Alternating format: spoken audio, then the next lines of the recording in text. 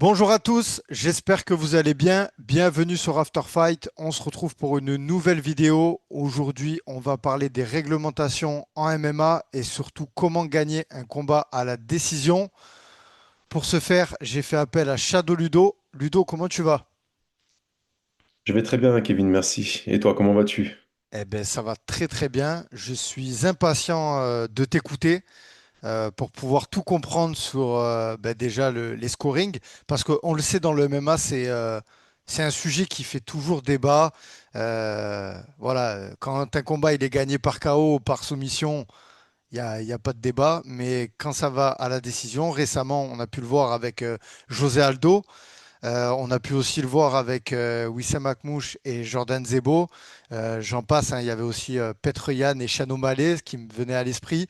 Enfin voilà, donc aujourd'hui, le but de ce podcast, c'est d'enseigner, c'est d'apprendre comment gagner un combat à la décision.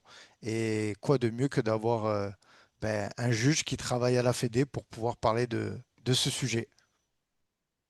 Écoute, je te remercie de l'intérêt pour cette thématique. Pour moi, c'est hyper important parce que c'est vrai que je m'aperçois que dans les commentaires, dans les podcasts, même en parlant avec des coachs ou même des fois des personnes qui sont amenées à combattre, j'ai bien l'impression que c'est confus.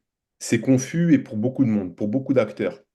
Et pour être même, comment dire, très transparent avec toi, lorsque des personnes commencent leur cursus d'officiel, je me rends bien compte qu'ils ont une maîtrise qui est soit biaisée, soit galvaudée. C'est pas parce que beaucoup d'acteurs écoutent des commentaires, des podcasts, et suivent sur les chaînes télévisées le MMA et que forcément on maîtrise parce que finalement personne n'a eu, enfin personne, très peu de personnes ont eu la formation de juge. Et j'ai écouté un podcast récemment, notamment celui de Michael Lebou et de Boulox.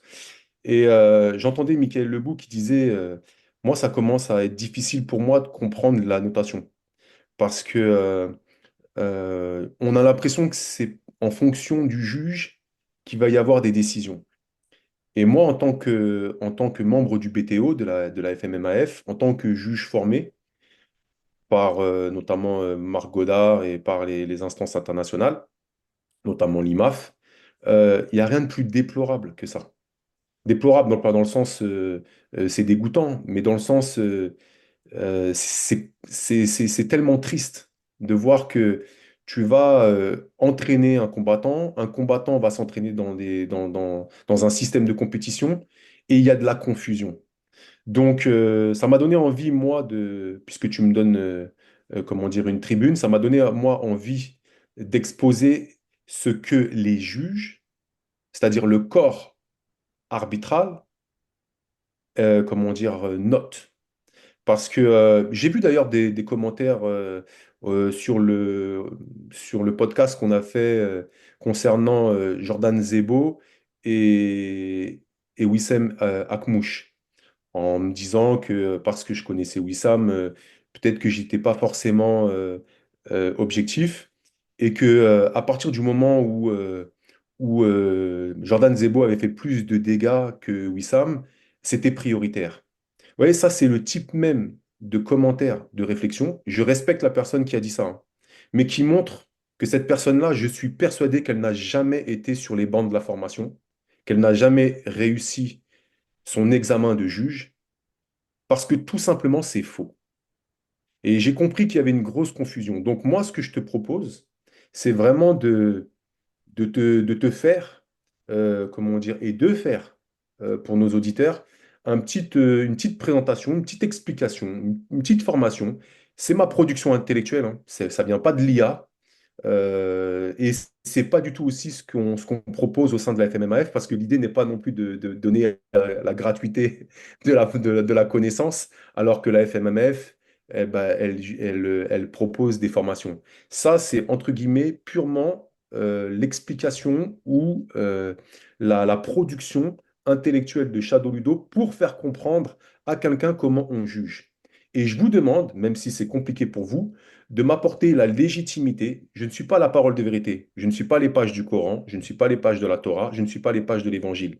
Néanmoins, comment dire, pour pouvoir appuyer ce que je dis, j'ai quand même la légitimité d'avoir été formé. J'ai d'avoir été formé sur le plan international et d'avoir été juge derrière toutes les plus grandes cages du monde, sauf le ONE FC.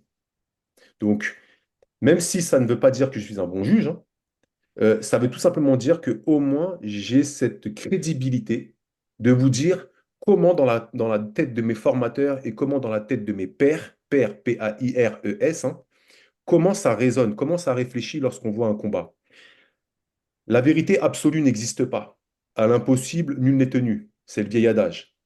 La perfection humaine, ça n'existe pas. Pour autant, malgré nos personnalités, malgré nos caractères, on s'est mis d'accord sur un référentiel commun.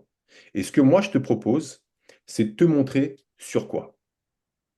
Bien sûr. Juste, j'avais une petite question avant. Quand on est juge et qu'on va juger un combat où on connaît les combattants, est-ce que tu penses qu'il est préférable de pas forcément le juger, tu vois, de se mettre à un autre poste? Pour répondre un petit peu à cette personne qui justement a dit que le fait que tu connaisses bien Wissem, est-ce que ça aurait pu biaiser les critères de notation, tu vois ce que je veux dire ou pas? Oui, ça s'appelle du conflit d'intérêt. C'est Voilà. ça Et dont comment on fait? Parce que ça peut servir En toute, à en d'autres. toute honnêteté, en toute honnêteté, à partir du moment où c'est possible, bien évidemment, pardon, qu'on fera en sorte, le délégué officiel fera en sorte qu'à partir du moment où il y a de la connivence ou de la proximité ou de la complicité avec un des combattants, bien évidemment qu'on fera en sorte que ce juge-là ne juge pas pour éviter le conflit d'intérêts. Néanmoins, je rappelle que le juge se doit d'être intègre. Et il y a ce qu'on appelle le devoir professionnel. Il se doit d'être impartial. Ça veut dire que son amitié ne doit jamais prendre la mesure sur son professionnalisme. Donc, autant que faire se peut, si le juge n'est pas en capacité, pardon, le délégué officiel est en capacité de proposer un autre juge, bien sûr qu'on va le mettre à l'écart. Mais, je te prends mon exemple. J'ai la chance d'être entre guillemets, depuis longtemps dans le game. Je connais la plupart des gens qui combattent, à part les nouveaux. Mais tous les anciens, quels qu'ils soient, même les coachs, tous ceux qui combattent, la plupart du temps, j'ai des affinités pour X, Y raison. Mais mes affinités ne doivent pas prendre en compte, ne doivent pas prendre le dessus sur mon professionnalisme. De la même façon, si j'étais par exemple policier, chose que je ne suis pas. Si demain, j'ai grandi avec des personnes qui sont voilà, dans les choses illicites, est-ce que le policier se doit de respecter l'engagement? Est-ce qu'il se doit de respecter euh, la plaque ou le métier qu'il fait? Bien sûr que oui. Bien sûr que oui. Ça s'appelle l'intégrité. Ça s'appelle le professionnalisme. Parfait. Écoute, je te remercie d'avoir clarifié ça. Au moins, ça répondra aux commentaires et aussi aux éventuelles questions concernant ça. Eh bien, écoute, je te propose de passer directement à ce que tu as préparé en interne, Ludo, Ouais, pour avec plaisir. nous expliquer tout ça. Et par avance, je te remercie pour ce que tu as mis en place justement, parce que je sais que tu as bossé pour préparer ce podcast. Ouais, l'idée, c'était de faire un petit support qui soit, je dirais, suffisamment explicatif pour que tout le monde puisse bien comprendre et avoir la bonne notion des choses. Bien, alors, comme je te l'ai dit, hein, l'idée, c'est de pouvoir enseigner le système de notation et comment juger un combat de MMA.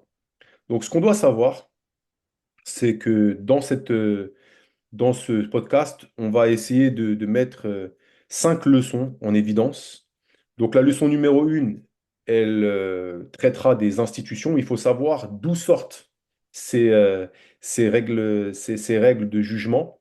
La FMMAF, comme n'importe quelle je dirais, institution, que ce soit des sociétés privées ou des organisations qui mettent en place du MMA, sont sujettes à des institutions. Ces institutions, je vais te les présenter. Et donc, c'est intéressant de voir que ça ne sort pas du chapeau de la FMMAF comme ça et que les juges ne s'inventent pas des critères comme ça. Ensuite, ce que j'aimerais mettre en avant, c'est le système de notation. D'où il vient, comment il fonctionne, pourquoi il y a des 19, pourquoi il y a des 18, pourquoi comment on met ces notes et pourquoi on les met. Voilà.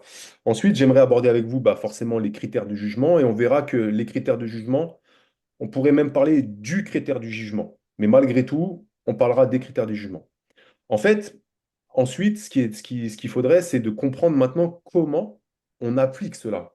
Je connais d'où ça provient, je connais mon historique, je sais comment je dois noter ou qu'est-ce que je dois faire, je sais sur quoi je me base, mais maintenant je dois l'appliquer. Et donc ça, c'est intéressant de voir la logique d'application pour un juge. Et enfin, forcément, j'aimerais apporter une petite conclusion qui sera en même temps un petit résumé. Est-ce que ça te va? Tout à fait. Impeccable. Alors, commençons. Donc, les institutions.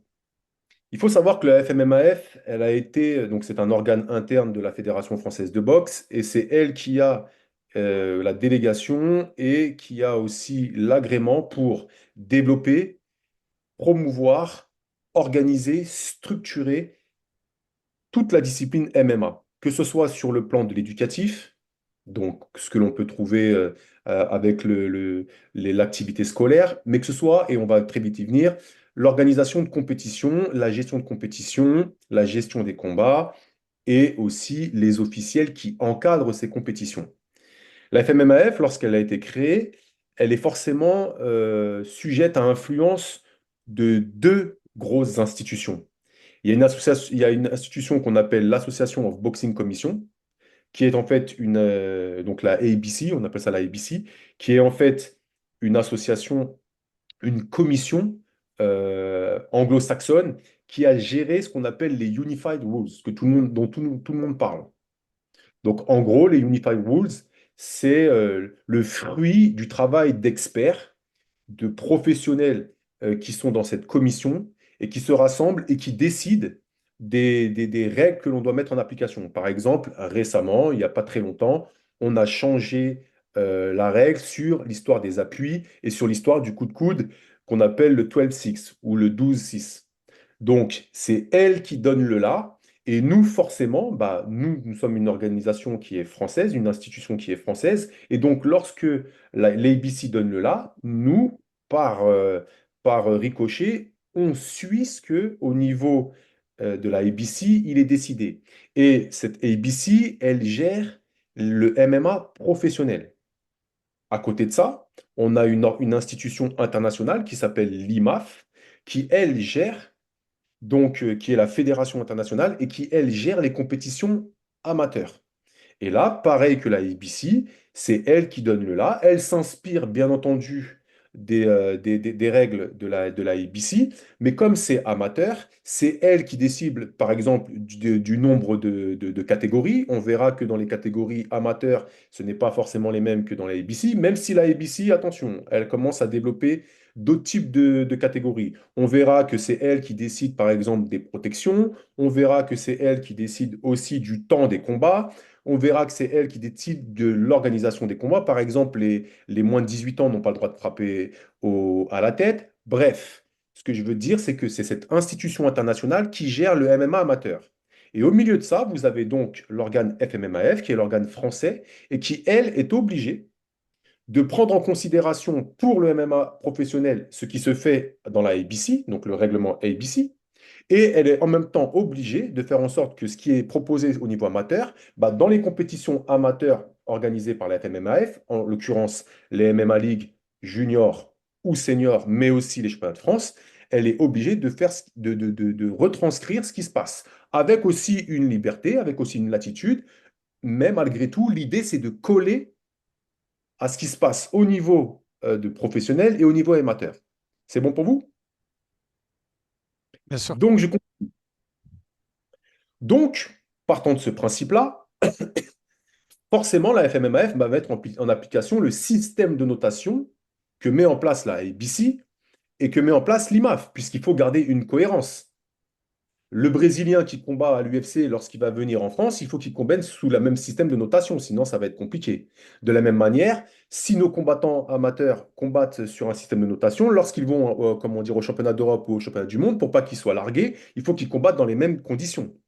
C'est pourquoi la FMMAF applique ce qu'on appelle le 10 must system, le 10 point must system. Donc c'est quoi? Donc ce système de notation consiste en fait à donner au gagnant du round le 10.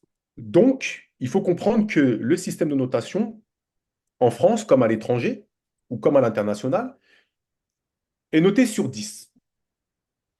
Partant du principe que le gagnant a toujours la note de 10, il faut maintenant se mettre d'accord sur comment le perdant peut recevoir la note représentative de ce qu'il a fait. Donc, la note la plus simple, c'est la note de 9. Donc, lorsqu'un combattant gagne le round, il obtient 10. Et lorsqu'un perdant perd le round, il obtient la note de 9 au début. Et cette note, elle est obtenue par le perdant du round quand, d'après ce que nous dit la ABC, la marge est serrée. OK? Dans le règlement de la ABC, on t'explique que quand la marge est serrée, OK, le combattant bleu, il a dominé, mais c'était pas non plus, comment dire, flagrant. Donc là, qu'est-ce qu'on fait? On donne un 9. Dans la FMMAF, dans le système de jugement, donc qu'on peut voir dans le code sportif, on parle de domination légère. Donc en gros, le combattant bleu a été plus efficace que le combattant rouge, mais c'était pas non plus extraordinairement vraiment je dirais, si flagrant que ça. Donc, du coup, on va donner un 10 et on va donner un 9. Gagnant, perdant. Mais il se peut que le perdant, pour le coup, ait une note inférieure à celle de 9. Et maintenant, ce qui est intéressant, c'est de comprendre pourquoi un juge, lorsqu'il voit un perdant, au lieu de mettre un 9, eh ben, il va mettre un 8. Et là, on sait que cette note, elle est obtenue par le perdant du round quand. Donc, je prends ce qui se passe à la ABC. Qu'est-ce qu'elle dit? Il subit une large marge de niveau traduite par l'impact, la domination et la durée. Je répète, l'impact, la domination et la durée. Dans le système français, la FMMAF, dans notre critère de notation, il est dit que on mettra la note de 8 lorsqu'il subira les 3D. Donc, les 3D, qu'est-ce que c'est? C'est le fait d'assurer une domination, de créer des dommages et de le faire dans une durée plus importante que son adversaire. Donc, en gros, si je dois, comment dire, noter un round 18, il faut que celui qui a perdu le round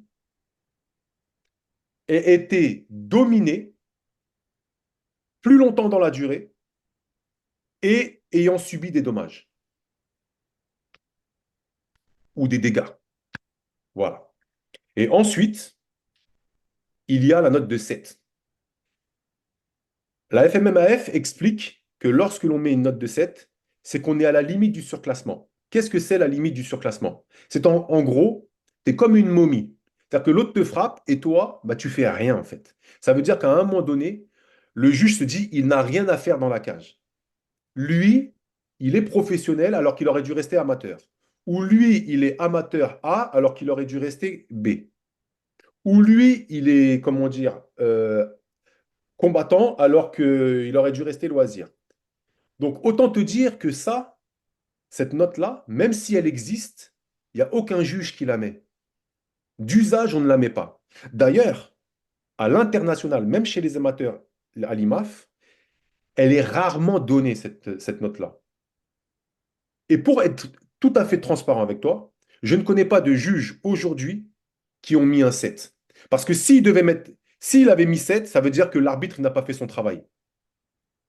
Parce que ça veut dire que l'arbitre aurait dû arrêter le combat. Donc voilà comment on note un combat.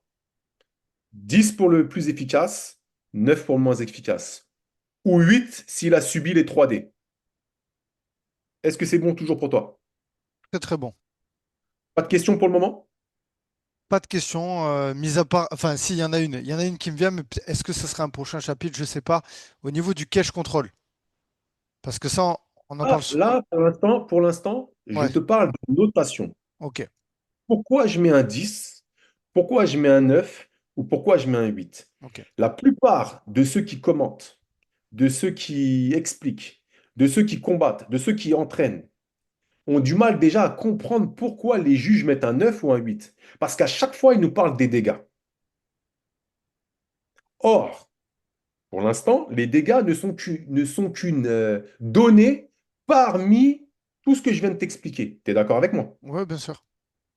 Mais t'inquiète pas, l'histoire du catch control, on va y arriver. Mais pour l'instant, ce qui m'intéresse, c'est de faire comprendre pourquoi on met un 9 et un 8.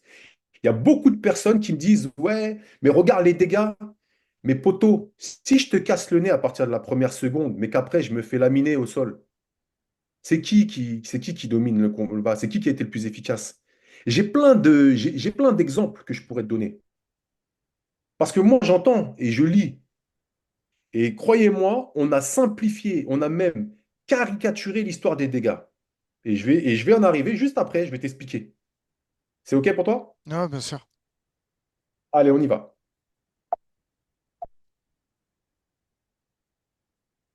Donc, on va arriver maintenant aux critères de jugement. Les critères de jugement. Bon, si je me suis mis moi, c'est pas parce que je veux me la raconter, hein, c'est parce que j'ai pas envie d'avoir des problèmes, parce que maintenant il y a ce qu'on appelle la RGPD. Hein, je veux pas passer pour quelqu'un de prétentieux, c'est juste que j'ai pas envie d'avoir des problèmes avec ceux qui sont avoir des droits d'image et son consentement. Au moins le mec qui est là, je sais qu'il portera jamais plainte contre moi parce que voilà, c'était important pour moi de le dire parce que je veux pas qu'on croie que je me la raconte. Donc là maintenant, je voudrais qu'on puisse comprendre la méthode des critères de jugement. Et cette méthode, je veux mettre en évidence, il faut maîtriser trois choses. Premièrement, le référentiel. Sur quoi on se base pour juger? C'est quoi le critère? Deuxièmement, la logique du critère. Je t'en parlais juste avant, là, avec les histoires de ouais, les dégâts, et, les dommages, etc. Et troisièmement, comment le juge, lui, le met en pratique, ça, son référentiel et cette logique. Donc, premièrement, il faut se baser sur un référentiel. Le référentiel pour un juge de la FMMAF, c'est le code sportif et c'est ce qui est écrit à la page 22. Pour la ABC, c'est pareil. Il y a neuf comment dire, pages de règlement à lire. Et pour l'IMAF, il y a aussi comment dire, tout un règlement. Mais pour la FMMAF, c'est écrit à la page 22. La première chose que nous, BTO, on a voulu faire comprendre, c'est ce qu'on appelle effective. Tu vois, on s'est même donné la possibilité d'expliquer à ceux qui vont lire le code sportif qu'est-ce que veut dire effective. Tellement on sait qu'il y a des confusions. Parce que effective vient de la traduction de efficient. Et c'est ça le problème aussi. Et on en reviendra par rapport à tout à l'heure par rapport au cage control. C'est-à-dire qu'il y a des gens qui se sont amusés à traduire ce qui est écrit en anglais dans le règlement de l'IBC et de l'IMAF. Et comme c'est marqué significant strike and grappling efficient, eh bien, efficient, il a fallu qu'on explique ce que c'est. Donc, en français, et donc ce qu'on appelle effectif ou effective, c'est dont la réalité est incontestable, qui produit un effet réel et tangible. Donc, la première des choses là, d'où on parle de dégâts. On te parle juste de ce qui est incontestable et de ce qui produit un effet. Donc, effectivement, sur le striking, tu vas dire bah, l'effet d'une frappe, c'est le dommage que l'on crée. Oui. Et sur le grappling, c'est quoi? C'est Ça veut dire quoi? Ça veut dire que si on, comment dire, on reste dans cette logique-là, on dit, mais on ne peut pas juger alors l'appréhension alors, puisqu'on ne crée pas des dégâts. Donc il faut bien comprendre ce qui est efficace, c'est pas que les dégâts.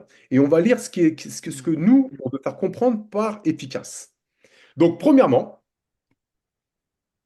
le critère, et je dis bien le critère. Tu vois, des critères, ça devient le critère. Ça veut dire ce sur quoi comment dire, le juge se base. Donc là, je vais te lire clairement le plus rapide possible ce qui est écrit. C'est les percussions et ou la préhension. Préhension, grappling, hein. La préhension, c'est quand tu attrapes et tu fais tomber et que tu contrôles au sol. Préhension effective. Donc effective, c'est-à-dire qui est incontestable, qui produit un effet et qui est tangible. Ça veut dire que tu ne peux pas remettre en considération. Donc, en gros, ce qui est effectif, ce sont les percussions et les préhensions qui sont efficaces. Ce qui est écrit, c'est que pour les percussions, les frappes autorisant ayant un impact immédiat ou cumulable, pouvant contribuer à l'arrêt du combat. Le critère d'impact immédiat prendra le pas sur le cumulable. Donc, l'idée maintenant, c'est de réaliser ça, de se dire, voilà, je dois prendre l'efficacité de ce qui est porté en termes d'impact. On parle toujours pas de dégâts là. Tu es d'accord avec moi? bien sûr, bien sûr. Merci. Et ensuite, l'exécution réussie d'amener au sol. Alors, là, j'avoue qu'on a fait une traduction de tentative de finalisation. Mm, En vérité, là, la tentative, elle sera expliquée un peu plus bas, mais c'est pas tentative qu'on aurait dû mettre là. C'est soumission enclenchée. mm. Mais bon, c'est marqué tentative, pas de souci. Mais après, dans la formulation, on va voir que malgré tout, on peut comprendre. Renversement et contrôle de position avantageuse. Et on connaît nos positions dominantes ou avantageuses dans les MMA. Ayant un impact immédiat. En gros, disons-nous les choses. La montée, le dos, la croix ou la demi-garde dessus. OK? Ou cumulable pouvant contribuer à l'arrêt du combat. Et encore une fois, on explique que le critère d'immédiateté prendra le pas sur l'accumulation. On notera qu'une amenée au sol réussie ne se limite pas à un simple changement de position et doit être suivie d'un schéma offensif prolongeant son application. Les combattants en position au-dessus et en dessous sont jugés en fonction de l'impact d'efficacité de leur action plus que par la nature de leur position. Par exemple, je t'ai dit la demi-garde dessus. Le critère sera le facteur décisif dans la grande majorité des décisions relatives à la notation des rounds. Donc, l'objectif pour un juge, c'est d'être capable de, un, noter et deux, comparer l'efficacité du combattant bleu et du combattant rouge. C'est ça l'objectif d'un juge. Qu'est-ce que lui a fait? Et il faut que je le note ça, et que je le compare avec ce que l'autre a fait. Et comment le juge parvient à déterminer le plus efficace des deux combattants? Il faut se baser sur le critère prioritaire. Et j'ai écrit, pour ne pas dire unique, qui consiste à repérer les frappes efficaces qui ont un impact immédiat, mais aussi cumulable. Mais immédiat. Et là, je t'ai fait une petite flèche, je t'ai dit, regarde, le critère immédiat prenant le pas sur le cumulable. Et c'est normal. Parce que si toi, Kevin, tu prends un marteau et tu frappes dans le mur et que tu fais un trou dans ce mur, et que moi, Shadow Ludo, je prenne un marteau et que pour faire le même trou que toi, il me faut 5 frappes, qui a été le plus efficace entre toi et moi? C'est moi. On est d'accord. Mm. C'est logique. Ça ne veut pas dire pour autant que ce que j'ai fait, il faut l'oublier. Tout à fait. Ça ne veut pas dire que ce que j'ai fait, il ne faut pas le noter. Moi aussi, j'ai réussi à faire le trou. Sauf que toi, tu l'as fait de manière plus efficace que moi. Toi, tu as utilisé une fois, moi une fois. Et bien, c'est pareil pour les frappes, en fait. Enfin, il faut considérer l'efficacité du schéma offensif de la préhension, entre guillemets, le grappling, avec un impact. immédiat ou cumulable. En grappling, l'impact, et j'ai pas dit les dégâts, je parle d'impact. À partir du moment où je t'emmène au sol, est-ce que ça a un impact sur le combat? Tout à fait. Ok, mais c'est pas suffisant. À partir du moment où je t'emmène au sol et que tu te relèves, est-ce qu'il y a un impact sur le combat? Non. Ah, merci. Donc, il faut que ça suive derrière. Et donc, pour que ça suive, il va falloir que maintenant je prenne des positions qui sont dominantes. Et pour que ça suive, est-ce que si par exemple je t'emmène au sol, j'ai une position montée, mais tu t'es relevé, est-ce que ça a eu un impact? Non. Si, ça en a eu un, Enfin, oui, ça en a eu un, mais ça n'a pas été suffisant c'est pas pour scoré. aller chercher la fin du combat. Tout à fait. Étant donné que Malgré oui. tout, ça a eu un impact. Mm. Donc ça, il ne faut pas que je le jette à la poubelle. Mais ça ne veut pas dire non plus qu'il doit prendre le pas sur ce que j'ai vu. Tu comprends ce que je veux dire? Bien sûr, bien sûr. Il faut le noter, il faut le comparer, mais il ne faut pas forcément non plus l'arrêter. Par contre, si ce schéma offensif, il va jusqu'à du grand and pound, et alors là, c'est écrit tentative de soumission, mais moi je te le dis, parce que dans la tête des juges, c'est comme ça qu'on le dit, c'est dans des soumissions enclenchées qui nécessitent une défense. Parce que c'est comme ça que le juge le pense. Parce que c'est comme ça, même si ça a été écrit en anglais et que nous, ça a été traduit français comme ça, c'est comme ça que tu le penses en anglais, donc c'est comme ça que tu le penses en français. Ça veut dire, tu mets une soumission qui nécessite une défense. Si moi, je te mets des frappes et je me jette sur un juji, mais que le juji, il glisse, est-ce que j'ai fait une tentative de soumission? Non.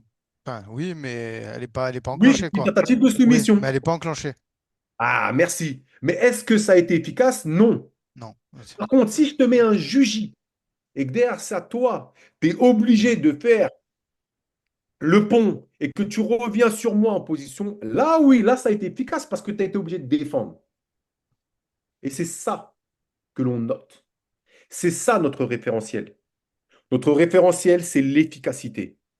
Comment je note l'efficacité? Par le striking, par le grappling. Comment je sais que le striking a été efficace? C'est s'il y a eu un impact immédiat plus que du cumulable. Mais je n'oublie pas le cumulable non plus. Mais je favorise l'immédiateté du striking, de l'impact. J'ai dit bien de l'impact. Alors tu vas dire oui, mais tu joues avec les mots. L'impact, Non, mais c'est c'est aussi les important. dégâts. Ouais, c'est important. Ouais, Non, non. Bien sûr que les dégâts montrent l'impact.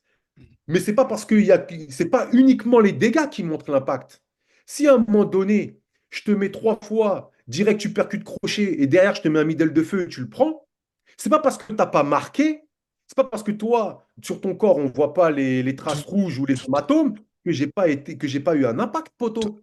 tout à fait. En fait, ça peut avoir un impact sans forcément se voir, en fait, parce qu'il y a aussi des combattants qui sont, par exemple, on voit Khabib, il était jamais ouvert, tu vois, mais c'est pas pour autant que il a eu des impacts dans sa carrière. Enfin, À tu vois, l'inverse, Georges ouais, Saint-Pierre, qu'est-ce qu'on disait? oui, Il lui, marquait très vite et donc mm, tu le frottais l'œil, lui, il était déjà à cause de sa tout fragilité à fait. de cou, il était déjà Mais marqué. vous, les juges, vous devez faire, j'allais Mais dire le nous, les pas. juges, on connaît, mais nous, les juges, on connaît notre game, poteau. Il y en a plein qui pensent que les juges, on est juste des mecs avec des ventres et des cravates. Mais qu'est-ce que vous croyez? Surtout en France. Ouais. Surtout en France. Regardez qui juge les combats. On est tous des entraîneurs, on a tous été combattants. Tu Et- crois quoi? Tu crois qu'on sait pas, tu crois qu'on sait pas identifier qu'est-ce qui est efficace de ce qui n'est pas efficace? Respectez-nous un petit peu quand même. Juste, Ludo, moi juste, je vais grossir le trait, peut-être poser une question bête, mais j'ai envie de dire, il n'y a On pas va de pas se question. faire tomber. Voilà. On fait un combat, tu me ramènes 10 fois au sol et j'ai réussi 10 fois à me relever. Qui c'est qui a été. Tu vois, ça a eu un impact quand même que tu m'as amené 10 fois au sol, mais j'ai réussi à me relever. Est-ce que le juge Est-ce que va. le schéma offensif, il a été respecté? Ben, Est-ce que derrière, il y a une position dominante? il y a Est-ce pas. que derrière, il y a eu du ground and pound? Est-ce que d'ailleurs, il Non, y a derrière, justement, il y a eu je voulais enlever tout Donc, ça. Ouais, à partir du moment, qu'est-ce que c'est un takedown réussi? Tu confonds, on ne fait pas du judo, poteau, on ne fait pas de la lutte. ouais, c'est pas du Tu grappling te ou mets sur quoi. le Ouais, dos, ouais, tu bien te sûr. relèves. Ouais, Ben, poteau, c'est que tu n'es pas efficace. Si tu ok. étais efficace, tu Ouais, m'aurais ok. contrôlé en bas. C'est super parce que Tu m'aurais c'est. contrôlé en Ok. bas, tu m'aurais frappé en bas, tu m'aurais soumis en bas. Hmm. En fait, être efficace, ça veut dire que tu pousses l'arbitre Bi- à arrêter le combat. Bien sûr. Ouais, ouais, le schéma offensif Ça est ne veut pas vraiment. dire que ça n'a pas eu d'impact. Non, non, mais tout à fait. Ok. mais tu n'as pas été suffisamment efficace. Ok. D'ailleurs, comment dire, il y a eu des game plans, comment dire, qui ont été formés là-dessus. Hmm. Ça veut dire quoi? Ça veut dire à chaque fois, bah, Doumbé avec Baki, le plan, c'était ça. Le plan, c'était de se relever à chaque fois que Baki l'emmenait au sol. Ah, bien sûr. Et ça aurait pas eu, ça aurait pas scoré des points pour Baki parce que, ok, Donc, au moins il y a autant de mérite pour, enfin voilà, pour celui qui se relève, c'est pas, voilà, comme tu as dit, c'est pas du judo quoi. Ok. Non, ça eh, mérite d'être clair. Ça mérite on n'est d'être pas en clair. train de noter le hippon, on n'est pas en train de Ouais, noter le tombé. On ne fait pas de lutte, on fait pas de judo, nous. On ouais. fait du MMA. Le MMA, C'est tu dois comprendre l'efficacité. que l'objectif, voilà, l'objectif, c'est de faire en sorte que l'arbitre ou l'autre arrête le combat. Soit le combattant, il arrête le combat par lui-même, ton adversaire, en tapant, soit c'est l'arbitre qui dit stop, tu es en train de le remplir. Ou Ah, soit c'est le chaos. bien sûr. L'objectif du MMA, c'est ça. Le, L'efficacité suprême du MMA, c'est quand tu soumets, quand tu KOs ou quand tu TKOs quelqu'un.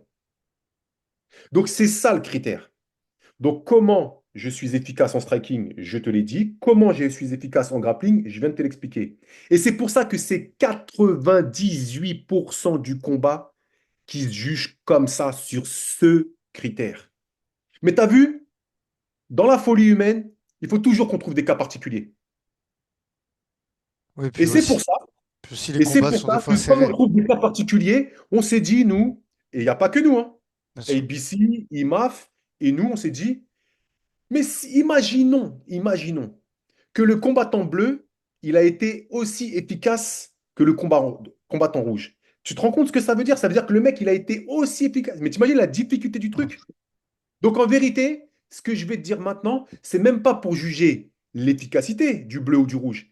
C'est pour juger l'inefficacité. C'est-à-dire que les deux ont tellement été inefficaces que maintenant, pour les départager, il va falloir qu'on trouve d'autres critères. Tu comprends ce que je veux dire? Bien sûr, tout à fait. Parce que comme le bleu, il a été inefficace, et comme le rouge, il a été inefficace, bah, le juge, il juge quoi? Il faut bien qu'il ait autre chose Il faut sur. bien qu'il détermine qui a gagné le round. Tout à fait. Et dans 98% des cas, ça ne se passe pas ce cas-là. Tu es d'accord avec moi? Bien sûr. Mais quand même, tu as vu, on va se dire, allez, cas particulier. Donc, on en vient à ce qui est écrit en bas à droite. Les deux critères suivants doivent être pris en compte que si et seulement si. Tu as bien compris? Ça veut dire que ce qui va suivre là, ce que je vais te montrer après, les deux critères suivants doivent être pris en compte que si et seulement si l'efficacité des percussions et ou de la préemption est absolument équilibrée durant un round.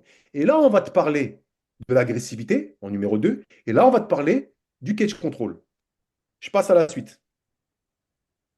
Donc l'idée maintenant, c'est de bien comprendre la logique du juge. Qu'est-ce qui se passe à l'intérieur de son cerveau pour qu'il puisse identifier, repérer, noter et comparer l'efficacité du combattant bleu et du combattant rouge. Parce que c'est comme ça qu'un juge pense.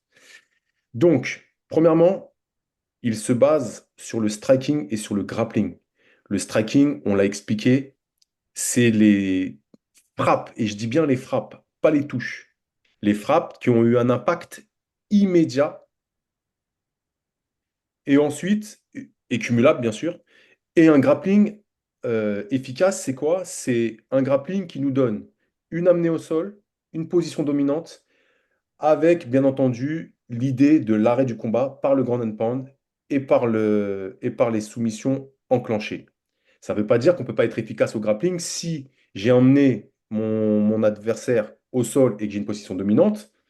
C'est pour ça aussi qu'on attend qu'il y ait des frappes. Et c'est pour ça que l'arbitre dit frapper ou évoluer, parce que s'il n'y a pas de frappe, pour nous, bah, le schéma offensif, il n'est pas respecté. Ça ne veut pas dire qu'il n'est pas efficace. Si je t'emmène au sol et que je te garde au sol par une position dominante, bien entendu que je suis efficace, j'ai été efficace et j'ai eu un impact immédiat même ou cumulable. Mais malgré tout, il faut avoir cette notion de schéma offensif. Ensuite, une fois qu'on a pu déterminer comment on les détermine, c'est par l'impact. Et on a dit qu'on favorisait l'immédiateté au cumulable. L'idée, c'est de se dire, voilà, quelqu'un de plus efficace, c'est quelqu'un qui a sur le moment des actions qui sont très vite qui change la teneur du combat très rapidement.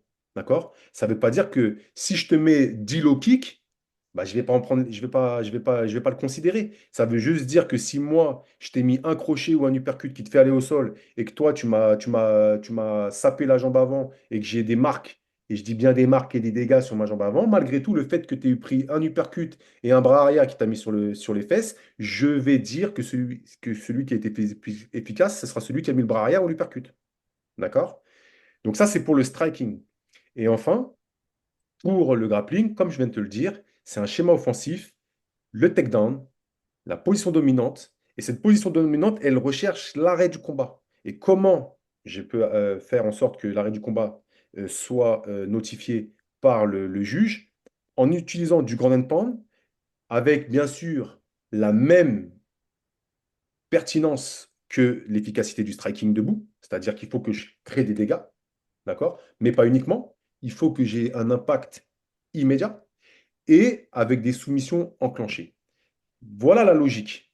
Le référentiel, on l'a, d'accord? La logique, on l'a. Maintenant, c'est les cas particuliers. Donc, comme je t'ai expliqué, les cas particuliers, en fait, c'est quand le bleu et le rouge sont, je dirais, justement inefficaces. Parce que là, en fait, tu ne peux pas déterminer leur efficacité. Donc, au lieu de déterminer leur efficacité, tu vas essayer de voir dans les deux, puisqu'ils ont été inefficaces, qu'est-ce que tu peux malgré tout noter. Et je répète, les deux critères suivants doivent être pris en compte que si et seulement si l'efficacité des percussions et ou la préhension est absolument équilibrée dans un round. Donc, on va noter, premièrement, l'agressivité effective. Donc, tentative agressive de mettre fin au combat, le terme clé est ici effective. La poursuite d'un adversaire sans résultat effectif ou conséquence ne doit pas être prise en compte par les juges dans leur évaluation. Celui qui est agressif, souvent j'entends dans les commentaires, je veux vraiment pas, je juge personne, mais il a le centre de la cage, oui, il essaye de cadrer, mais c'est pas sur ça en fait qu'on détermine l'efficacité de l'agressivité. Pas du tout. L'agressivité effective n'est considérée que si et seulement si la persécution prévention et effective est absolument équilibrée entre les deux compétiteurs ou compétitrices. Et ça n'existe pas. Donc, je te donne un exemple où, en fait, c'est l'agressivité effective, c'est quand toi, dans ton langage corporel, dans ce que tu manifestes, dans ce que tu dégages, on a l'impression qu'il y a la volonté de mettre fin au combat dans les actions que tu enclenches. C'est comme ça, en fait, qu'un juge peut noter l'agressivité effective. Même si je te le dis et je te le répète, le fait de ne pas être efficace d'être tout le temps en égalité, c'est quasiment impossible. Malgré tout, c'est comme ça qu'un juge va noter l'agressivité effective. Est-ce que oui ou non, on arrive à déterminer entre le bleu et le rouge celui qui a une volonté de mettre fin au combat dans ses actions? Et j'ai bien dit ses actions, j'ai pas dit dans ses frappes.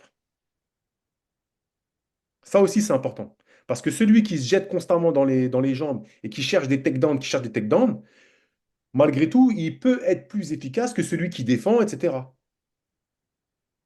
Même s'il est inefficace puisqu'il n'arrive pas à mettre au sol, s'il se passerait entre les deux, tu en as un qui essaye de le mettre tout le temps au sol et l'autre qui défend. Donc si c'est rien passé, bah, je suis bien obligé de noter le fait que lui, il essaye et que l'autre, il n'essaye pas, en fait. Est-ce que tu comprends? Tout à fait, on privilégie le système Oh. offensif. On va privilégier celui qui est à l'attaque. Hmm. On va privilégier celui qui fait l'action. Celui qui veut mettre fin au combat dans ses actions. C'est ça. Et enfin, attends, maintenant, si, t'as compris que ça n'existe pas, hein. Donc là, on est arrivé à 99%. Tu as compris que, en fait, puisqu'il y a toujours des gens qui vont trouver des cas particuliers, ce qui peut exister, hein. Mais donc, comme il y a des cas particuliers, malgré tout, il faut en prendre en considération.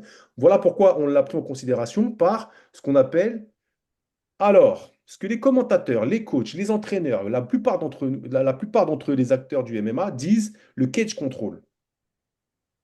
Mais le cage control, c'est pas le fait de se retrouver contre la cage. Le cage control, c'est ce qu'on va lire là. Le cage control, ça veut dire contrôler la cage, ça veut dire contrôler la zone de combat. Le contrôle de la zone de combat, il est évalué à travers la détermination de qui dicte le rythme, le lieu et le positionnement au cours de la rencontre. Le contrôle de la zone de combat ne devra être pris en compte que si et seulement si la préhension effective et l'agressivité effective sont absolument équilibrées entre les deux compétiteurs ou compétitrices. Ce dernier critère ne sera que très rarement évalué et pris en compte. Donc déjà, tu as bien compris que ça, quand j'entends des fois dire, ouais, mais tu comprends, c'est lui qui était à l'offensive, c'est lui qui emmenait contre la cage, c'est lui qui contrôlait contre la cage, c'est lui qui était au milieu. Tu as bien compris que nous, le juge, On ne prend on pas en compte. ne prend en compte ça. En plus, dans les combats, généralement, des fois, il y a le petit icône avec marqué le temps du cage control. Donc, ça induit le public en erreur sur le fait de se dire, ah, ben, lui, il a beaucoup de cage control, donc c'est lui qui est surtout quand le combat est serré. Mais c'est bien qu'on, tu vois, moi, je t'en ai parlé tout à l'heure et que tu l'expliques là, ne pas confondre le contrôle de la cage et le cage control. C'est deux choses, c'est important hein, parce que ça, ouais, c'est vrai, c'est un problème. Alors là, je vais essayer de rester, comment dire, tempéré, de rester très mesuré pour ne vexer aucun de mes amis, que ce soit des combattants, que ce soit des coachs, que ce soit des officiels. Ce que vous devez comprendre, c'est qu'un juge, il est impartial. Il ne prend pas en compte le public, il ne prend pas en compte l'enjeu du combat, il ne prend pas en compte les affinités qu'il peut avoir avec les teams ou avec les... Il est intègre, il est dans sa bulle, il devient un autiste du combat. C'est comme si tu le mettais dans une cabine, d'accord, et qu'il n'y avait plus rien qui existait. Donc, quand j'entends, et il juge round par round, ça veut dire que aussi fort peut-il noter une note au round 1, s'il voit que dans le round 3 la personne se fait démolir, il va noter que la personne se fait démolir au round 3. Il ne va pas se rappeler que le 1 et 2, en fait, l'autre est dominé. Ce n'est pas son problème. En fait, il faut que tu comprennes qu'un juge, quand il prend son bulletin de score, c'est round par round, d'accord? Quand il a fait le 1, c'est comme si tu appuyais sur reset. C'est comme si, en fait, tu écrasais l'information. C'est-à-dire que le round 2, il écrase le round 1. Et que le round 3, il écrase le round 2. Et que le round 4, s'il y a des rounds de championnat, il écrase. Et le round 5, pareil. Ça n'existe plus. Et son cerveau, il est reseté. Donc quand j'entends, et je ne vise personne, hein, parce qu'il y en a beaucoup, hein, ils sont plusieurs à avoir dit des choses comme ça. Il y en a des dizaines et des dizaines. Quand j'entends dire que le juge, il s'est fait influencer par l'ensemble du combat, c'est faux. En tout cas, si c'est vrai, ce juge-là, il n'a pas respecté son, entre guillemets, même s'il n'y a pas de serment, son serment ou son intégrité de juge. Parce que ce n'est pas ce qu'il doit faire. Ce qu'on doit faire, c'est juste noter, repérer, comparer et mettre une notation du round. Stop. En aucun cas, un juge, et moi, en tout cas, je peux prendre les patins. Je ne suis pas dans le cœur de tous les juges. Je n'ai pas la capacité à lire dans les cœurs de tous les juges, ni dans les cerveaux. Mais normalement, en tout cas, pour ma part, à chaque fois qu'on forme des nouveaux juges, pour ma part, ceux que j'ai sous ma coupelle ou ceux que j'ai été amené à former, que ce soit dans toutes les fédérations dans lesquelles j'étais, et particulièrement en tant que membre du PTO, je peux vous assurer qu'en aucun cas, un juge ne doit se laisser influencer par l'ensemble du combat. Ça n'existe pas. Ça, c'est la première des choses. Deuxième des choses, ce n'est pas parce que le public a eu des ouh, des ah, des onomatopées, parce qu'il y a eu des actions spectaculaires, que le juge, lui, il met son cerveau sur off et il se dit, ah, t'as vu le public, il a dit ça, bah, je vais mettre ça. Ça n'existe pas non plus. Ou si ça existe, c'est que des cas très particuliers et eux, il faut qu'ils aillent faire la mise à jour. Mais ça n'existe pas.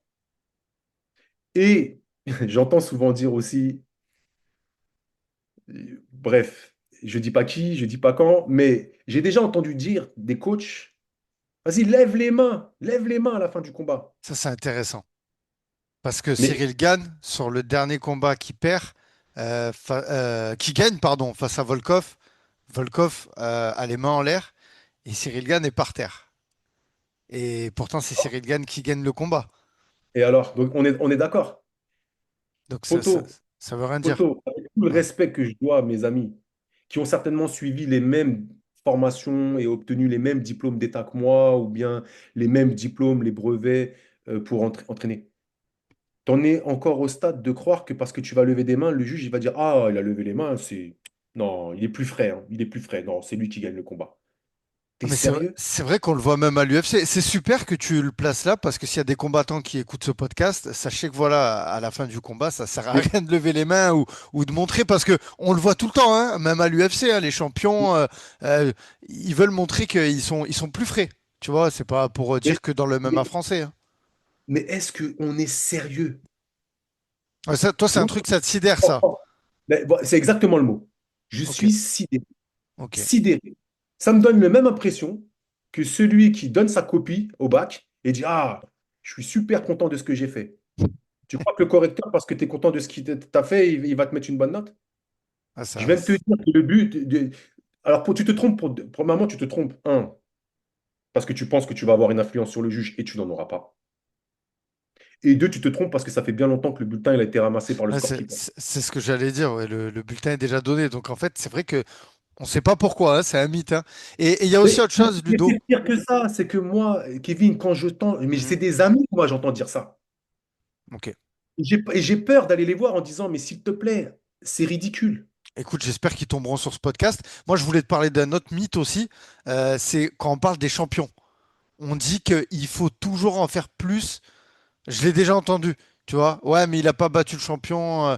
Et le champion, pour battre le champion, il faut être plus dominant. Il faut aller plus de l'avant que lui. Tu vois ce que je veux dire? On- Je suis là. Et ben, tu sais quoi? Merci de me donner comment dire, la possibilité de corriger ça. Je le répète, un juge, il n'a pas de champion et il n'y a pas d'outsider ou de challenger. Il y a un bleu, un rouge. Point barre à la ligne. On est fan de personne. On job. On fait un travail. On est payé pour ce travail. Si tu dis ça, c'est que tu prends en compte que nous, on est corruptible. Moi, j'en ai rien à faire de savoir qui t'es quand je juge un combat. J'ai jugé à l'UFC. J'ai jugé au PFL. J'ai jugé sur beaucoup de pages les plus importantes de France.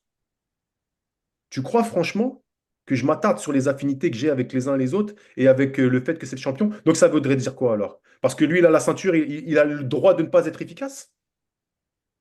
Ou moins efficace?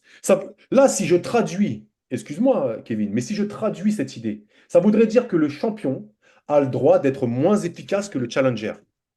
Donc ça veut dire que je ne respecte pas le critère de jugement. Donc ça veut dire que je n'ai rien à faire à être assis au sein d'une organisation pour juger un combat.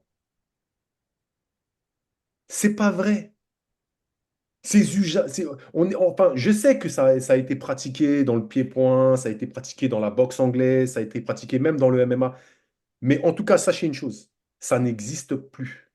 Ou ça ne doit plus exister. Et ça ne doit pas exister. Champion ou pas, on est sur le même pied d'égalité. T'es efficace plus que l'autre ou non. Point barre à la ligne. C'est comme ça qu'on doit juger un combat. Et le champion, il ne doit pas en faire moins que les autres.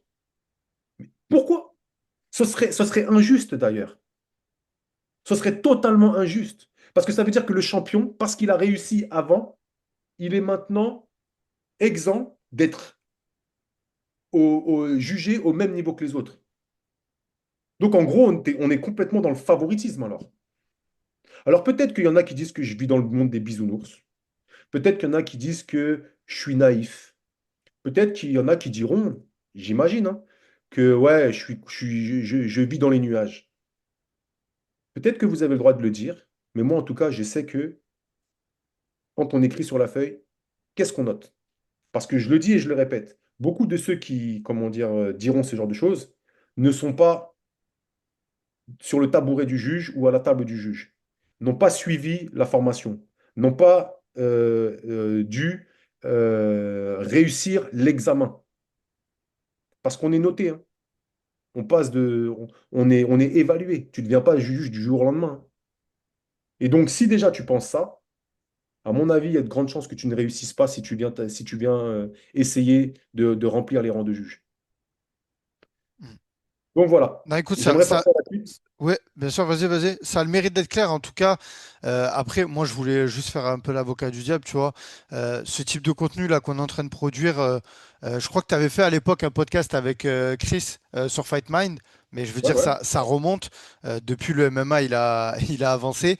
Et aussi, j'ai envie de dire, il n'y a pas ce type de contenu, tu vois, pour éduquer un peu les fans du MMA, parce que sur les commentaires, beaucoup sur les réseaux, c'est beaucoup les fans du MMA. Donc vraiment, ce podcast, il s'adresse aux combattants, aux coachs, mais aussi à ceux, au public. Et vraiment, quand vous regardez un combat, essayez de vous mettre dans la peau d'un juge. S'il va à la décision, au moins, vous pourrez apporter un jugement de valeur. Et surtout, de ne pas faire de favoritisme ou scorer round par round et vous dire que voilà, chaque round qui est passé, il est passé et le champion n'a pas une plus-value ou il ne sera pas favorisé s'il va à la décision, quoi. Donc voilà, je te laisse passer à la suite, Ludo.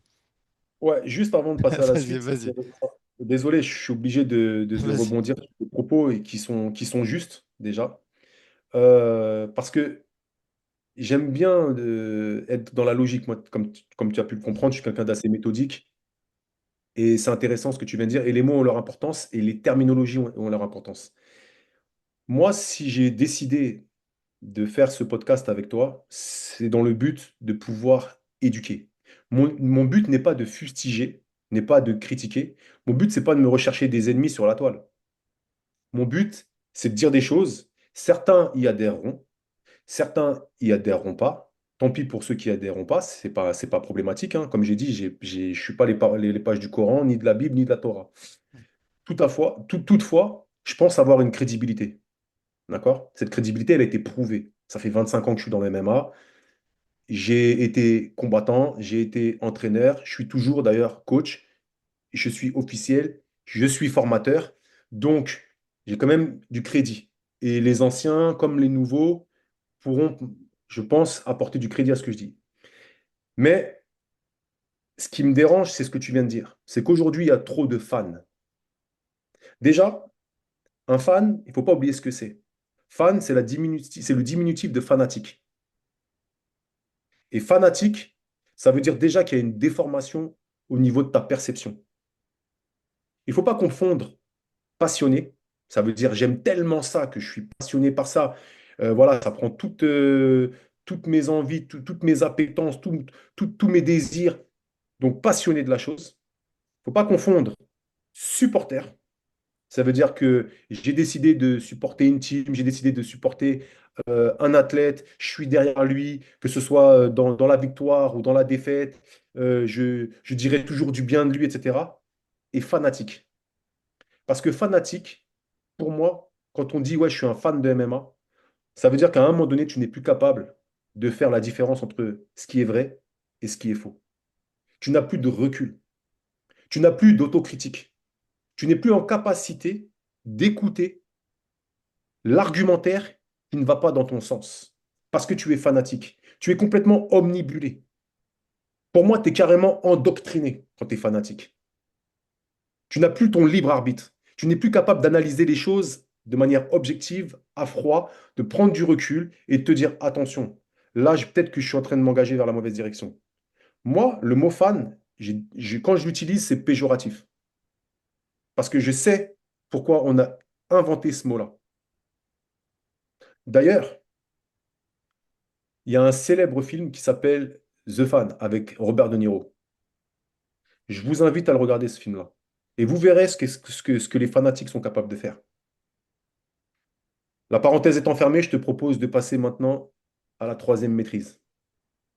Let's go. Comment on fait pour appliquer ça? Là, je vais vous donner ma petite recette, ma petite méthode Shadow Ludo que moi-même, alors ça, c'est purement de la production personnelle et individuelle. Ça, c'est des choses que nous, on utilise mais pas tout le monde déjà, mais tout juge à gauche, tu vois, son bulletin de, de notation, d'accord? Donc on voit les runes, hein, 1, 2, 3, 4, 5, d'accord? Et encore, hein, c'est sur de l'amateur. Normalement, c'est rune par rune. Mais là, j'ai voulu, comment dire, prendre celui d'amateur parce que on pouvait voir la notation rune par rune comme il fallait. OK?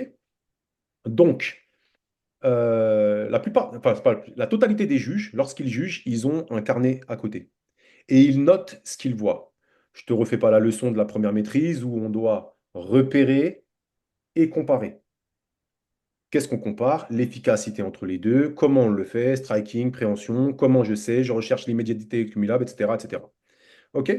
Donc moi, dans mon petit carnet personnel, OK, et ceux qui ont été formés par moi au sein de la fédération ou dans le passé, je sais qu'ils utilisent aussi ce système parce que ça aide, entre guillemets, à pouvoir ensuite comptabiliser et à être ce qu'on appelle factuel. Parce que là, en fait, comme tu peux voir, tu vois des traits, tu vois des croix, tu vois des ronds et tu vois des chiffres. Eh bien, je vais t'expliquer ce que c'est.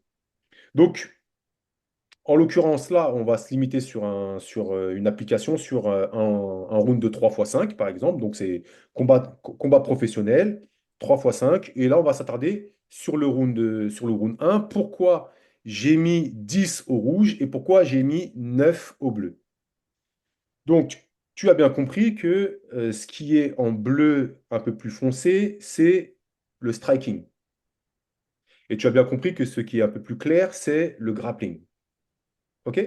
Maintenant, tu visualises qu'il y a des espèces de bâtons là. Les bâtons, qu'est-ce que c'est? C'est toutes les frappes et tous les frappes au sol que j'identifie. D'accord? Quand je mets les croix, c'est quand il y a un takedown et une position dominante derrière. Et quand je mets le rond, c'est qu'il y a une tentative enfin, pas une tentative, une soumission enclenchée. Donc, maintenant qu'on a la légende, qu'est-ce que je vois sur mon carton à moi, perso, sur mon petit carnet? Ce que je vais devoir reporter sur le bulletin de score. Je m'aperçois qu'en termes d'efficacité, non, mieux que ça. Kevin, toi, d'après toi, par rapport à ce que tu vois, par rapport à ce que j'ai marqué sur mon petit carnet là, Mhm. pour toi, qui est le plus efficace? Le combattant rouge. Pourquoi? Ben, parce qu'il a été plus efficace. Il y a eu du striking. Et j'allais Alors, dire. intéressant. Striking, alors quand il y a le striking, Enfin, le comme je te combattant dis, bleu en a mis deux. ouais. A été plus efficace sur deux frappes en striking. Enfin, sur En tout cas, il deux a mis deux frappes il a mis deux frappes effectives. effectifs. Je dis pas Voilà. dégâts, hein. Je te fais un clin d'œil, Non, mais non, non, mais attention, encore non, une non, fois, attention, attention, attention. Merci de me donner encore l'opportunité de bien refiger les choses. Je ne dis pas que le dégât n'est pas une donnée pour déterminer la qualité ou l'efficacité de la frappe. C'est une donnée, ce n'est pas la seule donnée. C'est pas parce que je t'ai ouvert ici, d'accord, même si je t'ai ouvert ici, que le reste n'est pas efficace. Bien sûr, à partir du moment où je vois que tu es ouvert, forcément, la frappe, elle a été efficace. Mais si je te mets, par exemple, un gros low kick où ta jambe, elle fait comme celle qu'on a vue quand Jordan Zebo il a mis un low kick à Wissam, est-ce qu'on a vu un hématome ou un œuf sur la cuisse de Wissam? Non, mais pour autant, on a bien vu que c'était efficace. tout à fait. Pourtant, sa cuisse, elle n'a pas été ouverte en deux. Tu comprends ce que je veux dire? Bien sûr. Bien entendu que les dégâts peuvent témoigner de l'efficacité et peuvent témoigner de l'impact immédiat, bien entendu, mais ce n'est pas la seule donnée, c'est une des données. Donc quand j'entends dire il n'a pas fait assez de dégâts, pour moi, ça, c'est un raccourci, c'est une mauvaise interprétation de ce que c'est l'impact immédiat et de ce que c'est l'efficacité du striking. Ok, Donc, continuons. Donc, effectivement, on voit que le combattant bleu, eh ben, il a dans son striking mis deux frappes significatives, une à 1 minute 15 et une à 3 minutes 16. Quand tu vois le temps, c'est ce qu'on appelle le time code. On met ok. du time code. Et à côté de ça, vas-y, je t'écoute. Le Et rouge, j'allais lui, dire, voilà. Et le rouge, ben, on voit qu'à 4,23, il a tenté un takedown, ouais. donc qui a été scoré. Et il y a eu une frappe il y a eu une frappe en ground and Un pound sinon, stop, du grand pound, voilà, merci. et une soumission enclenchée. OK. Donc là, je fais la totalité, pour être factuel, je fais la totalité de ce que j'ai vu, et je vois en gros qu'il y a eu 4 actions notées pour le rouge et 2 actions notées sur le bleu. Malgré tout, en termes de dégâts, il n'y a pas eu forcément de dégâts particuliers. Donc, quel score tu mettrais, Kevin? Du coup, le même score qui est reporté, hein, 19. Ah oui, mais je Oui, sais oui, pas. oui. Non, mais j'allais dire, non, mais 19. Non, non, mais de toute Voilà. façon, Donc, voilà. maintenant, s'il y avait eu des dégâts de fait, un nez cassé, une arcade, des pommettes gonflées. Alors tu vas me dire, ouais, t'es contradictoire. Tu dis que c'est pas Ben ouais, j'allais dire, je vais pas mettre 18 s'il y a les eu des dégâts, dégâts. mais machin. J'allais dire, à la Bien rigueur, s'il n'y avait entendu. pas eu si par exemple le coin bleu, il y aurait eu que une efficacité en striking, une seule action, est-ce que là, ça mérite un 18 ou pas? Merci. Donc tu vas dire que je suis contradictoire. Et là, je vais dire, voilà où on a un problème. On y Parce que arrive. quand on fait 18, là, une des 3 données, c'est les dégâts. Domination, duration, damage. Ok, T'as donc compris? ouais, pour pouvoir vraiment évaluer Pour à la. pouvoir mettre le Ouais, 8, une des 3 données, il faut qu'il y c'est ait le les dégât. dégâts. Ok. Mais seulement pour mettre le Et le 8. problème, c'est qu'on a pris ça là pour Ouais. juger aussi le 19. Ok, ok, ok, Parce ok, que quand je mets 19 ou quand je juge en entier le round, l'efficacité, c'est les impacts efficients. Enfin, les frappes et le grappling efficient avec un impact immédiat. Et tu comprends la confusion que font les gens? Alors, je comprends la confusion et excuse-moi, peut-être je te ramène au tout début, mais tout à l'heure, quand je voyais les scorecards de Manon Fiorot contre Valentina, au premier round, rappelle-toi, elle prend un coup très efficace et un dégât, et il n'y a pas 18. Tu l'expliques comment là? Ah, c'est tout simplement qu'il n'y en a pas eu assez, les dégâts. Ah, Ils donc ont jugé. en plus, il y a une quantité aussi. Et moi, je te l'ai dit, j'aurais mis 19 aussi. C'est pas parce que tu prends une frappe sur le nez qu'il y a Super. effectivement, etc. Mais il n'y en a pas assez des dégâts. Ok, ok. Bon, On de toute façon. parle des dégâts, on ne parle pas du dégât. Pourquoi on met 8? Parce que justement, pendant longtemps, il y a eu une domination qui a provoqué des dégâts, pas un dégât. Ok. Et la confusion, elle est ici, en fait. Hmm. Ouais, et Donc plus moi, on. en ce qui me concerne, quand je vois ce qui s'est passé avec Manon, j'aurais mis 19, pas plus, même si elle se fait casser le nez. Ça a créé un dégât, c'est vrai. Mais on n'a pas suffisamment, elle s'est pas fait suffisamment remplir pour être un peu, comment dire, Oui, oui. voilà. Et attention à ne pas le dégât qu'il y a eu dans le round 1, il faut pas l'additionner, j'ai envie de dire aussi. Les juges D'accord, ne font pas ça, hein, du comme tu as tout. dit, round par round. Quand le jugement il est terminé, ça y est, on passe au deuxième. Et est-ce qu'il y a des dégâts? Non. Ok, ok. Donc, c'est là où la confusion, et Ouais, j'insiste, parce que c'est là où ça force. part en vrille dans la tête de ceux qui commentent, Mm, que ce mm, soit sur les podcasts, ou ceux qui expliquent, ou ceux qui sont aussi en interview. C'est là où il y a la confusion, en fait. ok, Tu vois? bien sûr. Merci pour l'application. Donc, de manière factuelle, je peux dire que le rouge a été plus efficace que le bleu. Voilà pourquoi, comme il n'y a pas eu les 3D, je mets 19. En revanche, s'il y avait eu des dégâts de fait, j'aurais mis, je te pose la question, 18, pardon, 18. Oui, oui, tout à fait. ex- S'il y avait eu des dégâts. Ok, ok. voilà. Donc,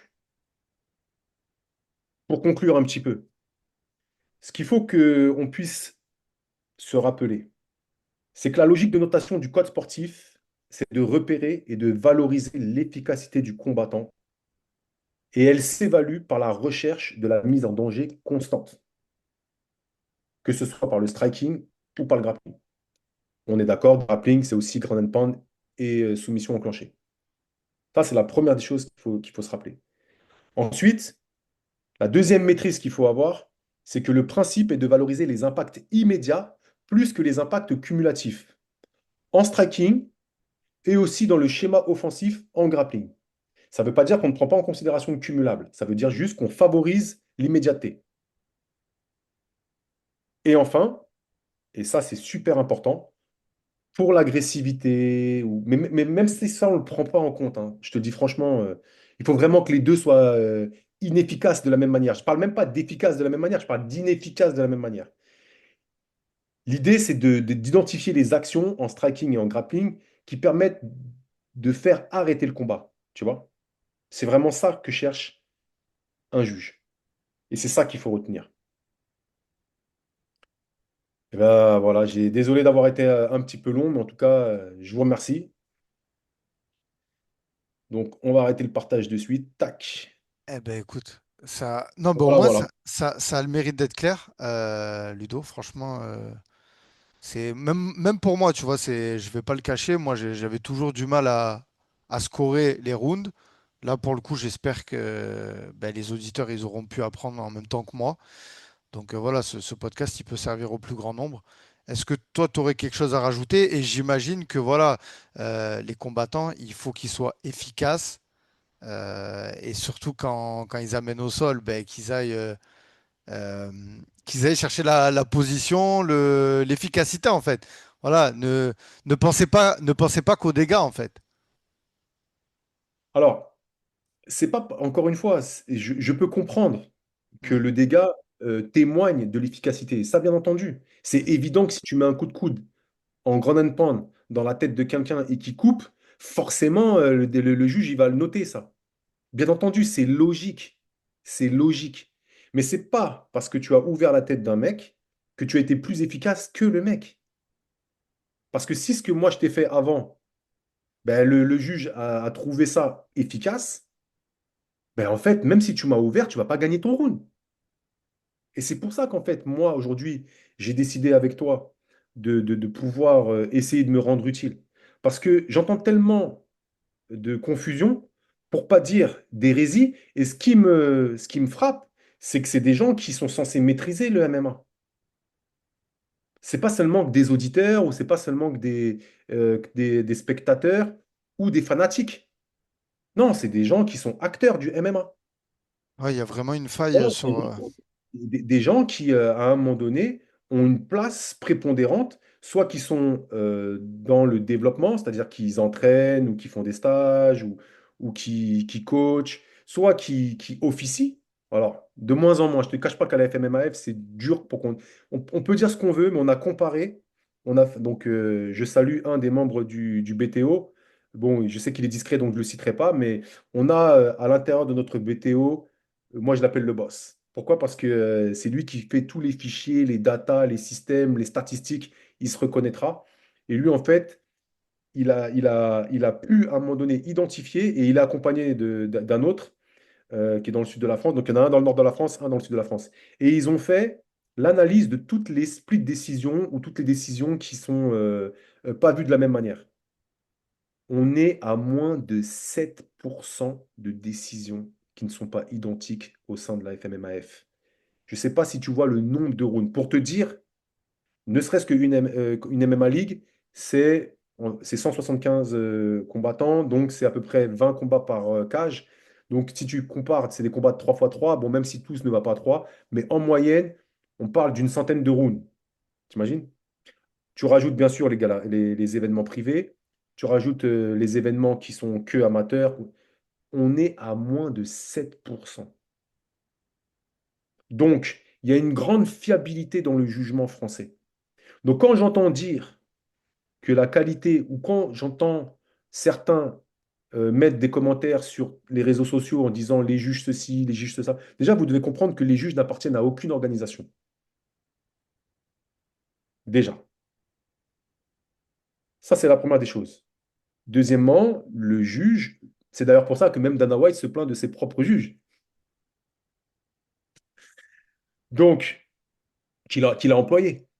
Donc, ce que je veux dire par là, c'est que le juge, il est impartial. Voilà.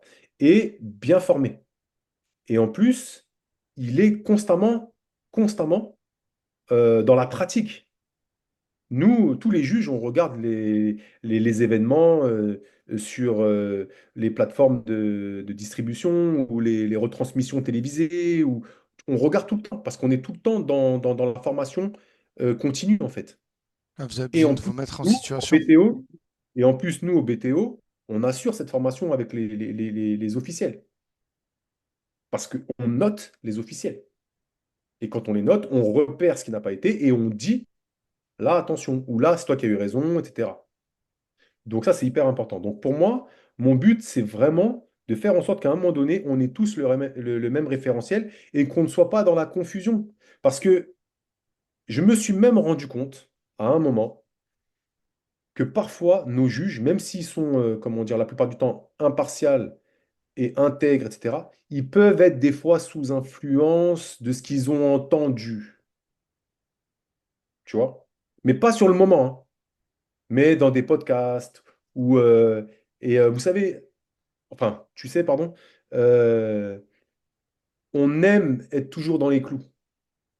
L'homme est ainsi fait qu'il n'aime pas qu'on lui apporte la contradiction sans argument et qu'il n'aime pas qu'on vienne lui faire des reproches sans argument. Donc, il y en a ceux qui, il y a ceux qui vont rester dans dans, le- dans, dans, dans leur cheminement et dans leur, je dirais, dans leur cadre particulier.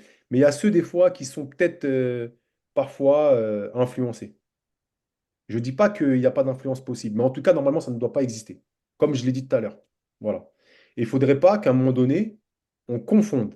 Donc, du coup, quelque part, ce podcast ensemble, il me permet, un, d'expliquer à toute personne qui le veut bien comment ça fonctionne, et aussi peut-être d'aider ceux voilà, des juges qui jugent à toujours garder le cap et à pas dériver.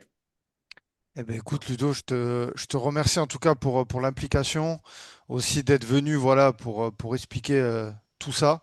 C'était vraiment très, très intéressant. Moi, je vais inviter les auditeurs à mettre un petit commentaire voilà, pour dire ce que vous avez pensé. On a prévu d'en faire d'autres, des podcasts de ce type.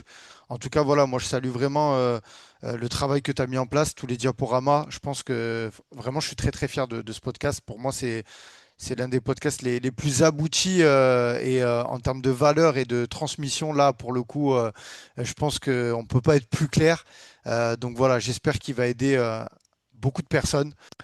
On conclut le podcast, Ludo. Du coup, il y avait quelque chose quand même d'assez important, c'était les types de décisions. Je sais qu'il y en a plusieurs. Est-ce que tu pourrais nous les expliquer? Est-ce que tu vois Magnifique. les, les types de décisions qu'il y a? Tout à fait. Donc c'est simple, hein, pour être clair, il y a trois juges. Et pour avoir une décision unanime, il faut que les trois juges ils donnent le même combattant victorieux. Donc il faut que la victoire soit pour les trois juges, soit le bleu, soit le rouge. Ça, c'est ce qu'on appelle la décision unanime. Ce qui n'a rien à voir avec le fait d'avoir perdu un round. Parce qu'il y en a qui disent, ouais, comment ça, j'ai gagné deux rounds, un round, ça fait une split. Non, pas du tout. Euh, Comme je l'ai dit, les scores sont notés. Et c'est pas parce qu'il y en a un qui a gagné deux rounds et l'autre qui a gagné, ou qui en a gagné un qui fait que c'est partagé. Non, c'est que les trois, ils ont vu la même chose. Et les trois, ils ont vu le même gagnant. C'est juste une addition. Et en additionnant, que ce soit 30-27 ou 29-28, peu importe, les trois juges donnent le même combattant victorieux. Ensuite, il y a ce qu'on appelle la décision partagée. Là, la décision partagée, pour le coup, c'est différent. C'est effectivement le fait qu'il y a un juge qui donne le rouge et deux qui donnent le bleu. Ou l'inverse, tu as compris. Ça veut dire que les juges ne sont pas d'accord avec celui qui pour eux ont gagné. Voilà. Ensuite, il y a une décision à ce qu'on appelle à la majorité. La majorité, c'est différent. C'est quand à un moment donné, il y a deux juges qui ont vu le bleu ou le rouge de gagnant et un juge qui a vu une égalité. Voilà. C'est-à-dire qu'il n'a pas réussi à un moment donné à partager. Alors, tu vas me dire, ouais, mais alors je comprends pas, etc. Bah, je vais t'expliquer. Par exemple, il y a un juge qui a pu mettre un 19 au round 1 au bleu, un 19 au round 2 au rouge, et après un 18. Bah, du coup, avec le cumul, tu peux avoir une décision partagée. Une majorité. Tu peux avoir une égalité. Tu vois? Ça dépend ce que tu donnes. Voilà, ça peut arriver, ce type de cas de figure. Voilà. Ensuite, après, bah, il y a l'égalité. Donc, tous les juges en faisant il y a donc l'égalité à l'unanimité. Tous les juges, lorsqu'ils font l'addition de leur score, bah, tous les juges, ils voient une égalité. Voilà. Après, à l'égalité à la majorité, c'est quand il y a deux juges qui voient une égalité et un autre juge qui voit soit le bleu, soit le rouge gagnant. Voilà. Et enfin, une égalité partagée, c'est quand, ah, bon, ça n'existe jamais ça, hein, mais c'est quand le rouge donne le bleu, pardon, un juge donne le bleu gagnant, un juge donne le rouge gagnant, et un autre une égalité. Voilà. Ça, c'est l'égalité partagée. C'est quand en fait les trois juges ils donnent une décision différente. Voilà. Ça, c'est les types de décisions qu'on peut donner à la fin d'un combat. Ok. Eh ben écoute. Après, ce qui Ouais. est intéressant, c'est Ah oui. de voir quelque chose qu'on peut être amené à voir. C'est ce qu'on appelle la décision technique. La décision technique, c'est quand, à un moment donné, il y a un fait de combat. C'est-à-dire deux rounds sont passés. D'accord? Tu as, le round 1 et le round 2 qui sont passés. Et là, il s'avère que ces rounds, ils ont été notés. Mais il s'avère que dans le troisième round, et ça m'est arrivé par exemple au Jungle Strike, l'opposition entre Rogi Lawson et David Carr. Il s'est avéré que Rogi Lawson avait gagné le round 1 et le round 2. Et dans le troisième round, il y a eu un fait de combat. Il a mis un eye poke, donc un coup illégal, mais complètement involontaire par contre. Donc forcément, l'arbitre arrête, amène le médecin fait les diags, et en faisant les diags, il s'aperçoit que David Carp ne peut pas continuer le combat. Donc, fin du combat. Comme deux rounds sont passés et deux rounds ont été notés, à partir du moment où tu dépasses la moitié du combat, tu es obligé de te fier par rapport à ce qui a été noté. Et ce qui a été noté, en l'occurrence, c'est que les deux rounds, ce qui a été noté par les trois juges, c'est que les deux rounds avaient été remportés par Augie Lawson 19. Donc, il y a eu une décision technique. Et son coach lui dit, mais comment ça se fait? Il a fait un coup illégal, il y a no contest. Ah non, il n'y a pas no contest. Et là, on va expliquer pourquoi. L'arbitre arrête le combat lorsque des circonstances externes, donc problème de matériel, panne d'électricité, conditions atmosphériques, indisponibilité prolongée du médecin, empêchent son bon déroulement. Avant de rendre son verdict, l'arbitre doit consulter le délégué officiel et le jury, c'est-à-dire les juges. Un verdict no contest ne peut intervenir qu'avant la majorité des rounds n'ait été accomplie. Ça veut dire quoi? Ça veut dire que sur, par exemple, comme je t'ai expliqué, un combat de trois rounds, si il se passe quoi que ce soit au premier round, comme la majorité des rounds n'ont pas eu lieu, là, s'il y a eu des faits extérieurs, comme on vient de les citer, ou un fait illégal qu'on vient de générer, et bien là, à ce moment-là, on déclare un no contest. Est-ce que je me suis fait clair? Mhm. Ouais, bien sûr. Ouais, C'est sûr? ouais, tout à fait. Mais tu sais que moi, je suis quelqu'un de taquin. Ouais. C'est un combat de ceinture. Donc, combat de ceinture qui veut dire Synchro. 5 points. Ok.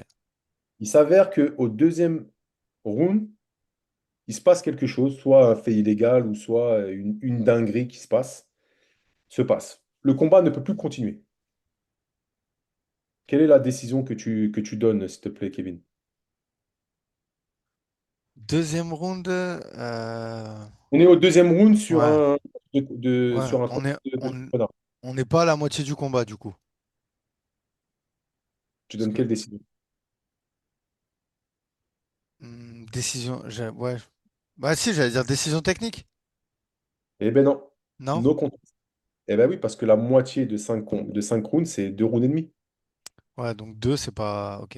Ouais. Donc deux, c'est no contest. Donc En non. revanche, le même fait, tu le mets sur un combat de 3 de 3 x 5, on va donner une décision technique en partant du principe que c'est les deux rounds pour le même. Ok. Mais en cas de un round pour le bleu, un round pour le rouge, quelle est la décision que je vais donner?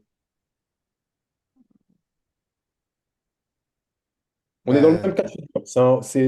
C'est un combat de 3 x 5. ouais, bah c'est celui. Dans le deuxième round, dans le troisième round, il se passe un fait qui ne devait pas se passer. D'accord? C'est un fait de Ouais. combat. soit une faute illégale intentionnelle, soit un problème matériel, peu importe. Bref, deux rounds sont passés et on a Ouais. le bleu qui a gagné le premier round et le rouge qui a gagné le premier round. C'est quoi la décision que doit donner le délégué officiel? Ben, j'allais dire, ouais.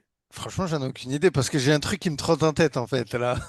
Vas-y, dis-le. C'est quoi en Ouais, tête? mais j'allais te parler de l'épine, de l'écharde. J'allais dire au final, on a donné le résultat à Baki. Non, ça a rien à voir là? Ça n'a rien à voir. Ok, ok, ok, ok. Je suis Là, parti. dans ce cas, donc moi, je vais te dire d'abord le résultat et encore une Hein, fois, on va revenir à l'écart de l'épine. hein. Ça serait une égalité technique parce qu'il y a un round Oui, chacun. ok, un chacun. Maintenant, tu me lances sur le coup de Doumbé Oui, contre parce que Baki. c'est. Pourquoi c'est pas une égalité technique alors, pour le coup? Parce que Doumbé n'a pas répondu aux injonctions de l'arbitre. Ok, ouais, donc. Ouais. C'est comme si Doumbé avait décidé d'abandonner. L'arbitre lui dit continue, Doumbé dit mais je peux pas. L'arbitre lui dit continue, mais je peux pas, j'ai une écharpe dans le pied. L'arbitre lui dit continue quand même, tu ne peux pas arrêter le combat. Je peux pas. Non, mais De l'arbitre, il a quand même arrêté le combat avec des la circonstances même, de la externes. même. Non, Bah, c'est pas une quand circonstance externe là. Sur le Ah moment non, où oui, il a fait un TKO. Ok, d'accord. En gros, il a. Ok, il était KO, ok, ok. Ouais, mais est-ce que. Bon, c'est pas une. l'arbitre a décidé que Doumbé n'était plus en mesure de continuer le combat. D'accord. Oui, Ok, c'est clair. En revanche, il y a une panne d'électricité, une condition ou un truc illégal qui se passe. Un doigt dans l'œil, par exemple, mais non volontaire. C'est pas le fait de Doumbé, là. Comment dire, c'est pas le même cas de figure que Doumbé, là. Là, c'est un truc qui n'a rien à voir avec la volonté de Doumbé. Tu comprends? Bien sûr, bien sûr. Donc, du coup, on fait rentrer le médecin dit qu'il ne peut pas continuer. Là, c'est une égalité technique. Pourquoi? Parce qu'il y a un round pour l'un, un round pour l'autre. Tu comprends la différence? Ouais, ouais, ouais, je comprends. Ouais, je comprends. Ok. Ouais, ouais, non, mais après, ça, c'est la décision Il n'a rien de. fait d'illégal. C'est la décision de Il l'arbitre. n'a rien fait d'illégal. Non, bien sûr, bien sûr. L'arbitre, il a demandé à Doumbé de combattre. Hmm. Doumbé ne l'a pas fait. Ouais, bien sûr. Ok. Voilà. Ok, Ludo. Voilà le type de décision qu'on peut avoir. Eh ben, écoute, super. Eh ben, je pense qu'on en a terminé. On peut clôturer ce magnifique podcast. Comme on le disait en off, vraiment, je te remercie parce que voilà, c'est du contenu de formation et une formation, c'est théoriquement, c'est payant. Donc voilà, donc ce contenu, vous l'avez sur YouTube gratuitement. Donc voilà, j'ai envie de dire les auditeurs, déjà, jouez le jeu de bien écouter. Et de bien voilà, vous informer de tout ça. Déjà, je pense que ça fera plaisir à Ludo pour ses oreilles sur les différents podcasts ou ce qu'il va lire sur les réseaux. Mais aussi, voilà, mettez un petit like afin voilà, de rendre l'appareil. Voilà, ça soutient quand on produit ce type de contenu. Déjà, il y a une fierté, comme je l'ai dit, et aussi ça montre que ça sert, quoi. Voilà, parce que c'est le but, quoi, surtout. Après, Est-ce que tu peux comment dire? juste enlever le partage, Ludo? Oui, bien sûr. Ouais, comme ça, les auditeurs nous voient en grand. Ouais, désolé, désolé. Après, encore une fois, déjà, ça, c'est pas de l'IA, c'est de ma production intellectuelle perso. Deux, c'est pas évident de pouvoir éduquer les gens en ayant des supports qui existent déjà, parce que j'ai pas envie d'avoir des problèmes ni avec la fédération, ni avec les institutions qui existent déjà. Trois, il faut pas non plus. L'idée n'est pas de faire de la concurrence au système de formation que met en place la FMMAF, d'accord? Mais l'idée est de faire comprendre. Parce que, et de faire en sorte que les gens puissent comprendre, apprendre et mettre en pratique. Parce que à partir du moment où on connaît, bah, du coup, ça permet qu'il y ait moins de conflits, qu'il y ait moins de bad buzz. Et je suis conscient qu'il y a des fans de MMA. Mais comme je vous le dis, c'est pas pour faire, voilà, je me fais pas le prophète de quoi que ce soit, mais l'idée c'est d'être en paix avec les gens et de se comprendre avec les gens. L'idée c'est de partager. On peut avoir des opinions différentes, mais il faut qu'on ait le même référentiel. Parce que sinon, on ne peut pas se comprendre Et donc, on va rentrer dans des polémiques, on va rentrer dans des disputes, on va rentrer dans des conflits et qui sont inutiles. Inutiles et surtout qui ne servent pas la cause. La cause, c'est de se comprendre. Moi, j'observe que depuis 5 ans maintenant que le MMA est légalisé en France, il y a eu des développements de chaînes YouTube, comme la nôtre, enfin comme la tienne. Il y a eu le développement de médias, il y a eu le développement d'émissions faites sur le MMA. Et bien souvent, la première chose qu'on nous met en avant, c'est même plus le côté violent de la discipline, c'est le côté divisé. Et c'est surtout le côté, euh, je dirais, ignorant. J'espère que je suis pas trop péjoratif ou condescendant. L'idée n'est pas d'être hautain, mais ce que je veux, c'est surtout permettre à tout le monde d'avoir la possibilité de comprendre. Voilà. Après, entre guillemets, si certains estiment que voilà, je suis pas légitime ou je suis pas crédible pour le faire, libre à eux. Hmm. Ah, Libre ça va être dur vu toutes tes Ça explications. va ça va être un peu compliqué quand même. Vo- Bon, tu sais, je veux pas encore une fois étaler ce que je sais faire ou ce que j'ai réussi à faire dans ma vie comme le Nutella sur une tartine, tu vois. Mais dites-vous bien que déjà, je suis juge-arbitre depuis 20 ans, moi. J'ai été formé dans différentes disciplines. Et dans le MMA, j'ai été formé, je crois que la première formation que j'ai eue comme juge de MMA, c'était à l'IMAF à l'époque, donc c'était à la formation internationale. Et c'était en 2014. On est en 2025. Ouais. Donc c'était pas hier. Ça fait pas hier. J'ai eu la chance d'aller dans les pays du monde entier, d'arbitrer et de juger. Donc voilà. Ce que je vous explique, c'est tout simplement ce que je pourrais expliquer à ceux qui viennent se former au sein de la FMMAF et qui veulent devenir juges, en sachant qu'ils doivent déjà devenir commissaires avant. Donc voilà, et j'espère que pour vous, vous verrez les choses du bon œil, parce que bon, après, voilà, après, la critique, elle est constructive à partir du moment où elle est argumentée, mais pour l'argumenter, il faut avoir des vrais arguments, parce que par exemple, j'ai lu des commentaires, des fois, sans fondement. Pardonnez-moi d'être peut-être, comment dire, franc, mais on ne peut pas m'expliquer que 1 + 1 est égal à 1. Voilà. Parce que si on se réfère au même référentiel, 1 + 1 est égal à 1. Maintenant, si le plus, tu le mets sur le côté et que toi, tu le vois sur le côté, 1 × 1, oui, tu as raison. La même croix qui est comme ceci, tu la mets sur le côté. Au lieu de la mettre à la perpendiculaire, tu la mets à la diagonale. Oui, effectivement, si tu la mets à la diagonale, alors ça fera 1, parce que ça fera 1 × 1. Mais ça, tu dois l'expliquer. Tu peux pas me dire que 1 + 1 c'est égal à 1 parce que toi, tu te rappelles dans ta vision des choses que 1 × 1 c'était 1. Je sais Non, pas mais si mon analogie et ma si, métaphore est si, tout à fait, tout à fait. vraiment Je vou- compréhensible. Moi, je voulais juste rajouter, de toute façon, c'est pas pour te saucer, Ludo, mais voilà, tu as une grande expérience. Le but, c'est pas forcément de faire des débats. Je veux juste dire aux personnes que, voilà, s'ils ont des questions concernant les explications, qu'ils n'hésitent pas à mettre un commentaire. Voilà, je te solliciterai par message pour qu'on puisse y répondre, tu vois. Donc, voilà, jouez le jeu si vous avez des questions à poser à Ludo sur le podcast. Mais voilà, après, si c'est juste pour le contredire. Voilà, le monsieur vous a expliqué le parcours qu'il a, ça va être difficile. Même moi, j'ai essayé de poser des questions pour. Mais voilà, j'ai envie de dire, tu as tout déblayé et puis tu t'appuies sur le code du MMA. Je veux dire, voilà, c'est pas toi qui as inventé ça. Donc Non. voilà, donc voilà. Non, Et non, ouais, le but, c'est de faire avancer, c'est de transmettre des choses, c'est de faire. J'aime pas trop employer le mot éduquer parce que voilà, on est des passionnés, voilà, tout le monde est fan de ce sport, passionné, tu m'as compris.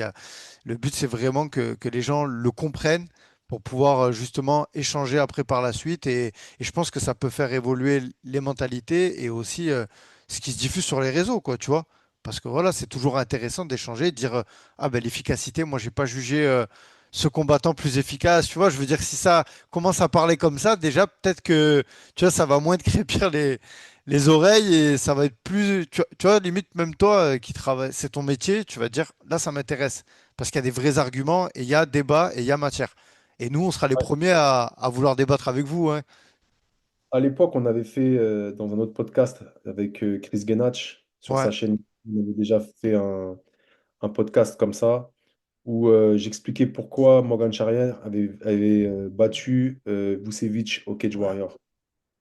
Et à partir du moment, on peut tous dire, c'est comme dans la vie de chaque jour, on peut tout se dire, on peut se contredire, on peut ne pas adhérer à, comment dire, à une position, un point de vue, à une opinion. Il n'y a aucun problème. À partir du moment où c'est argumenté et que c'est posé avec respect.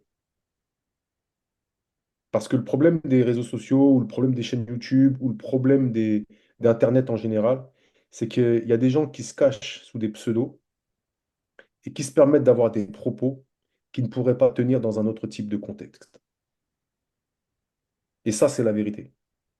Il y a des gens, ils sont, comment dire, ils libèrent leur nature ou leur frustration interne. Moi, tel je suis devant la caméra, tel je suis derrière. Je suis quelqu'un de respectueux de tout le monde. J'ai pas de souci. Je donne le respect et j'attends donc du respect en retour. Le respect, ça ne veut pas dire de dire la même chose que moi. Le respect, c'est de m'argumenter pourquoi, de manière posée, on n'est pas d'accord avec moi. C'est tout. Mais ça aussi, c'est quelque chose qui me tient à cœur. C'est que j'ai des enfants et j'ai même un petit enfant, j'ai même un petit-fils. Ce que je veux, c'est être capable, moi, à mon quotidien, d'être utile. Et je pense que le sport et je pense que le MMA, c'est un outil éducatif pour se sociabiliser.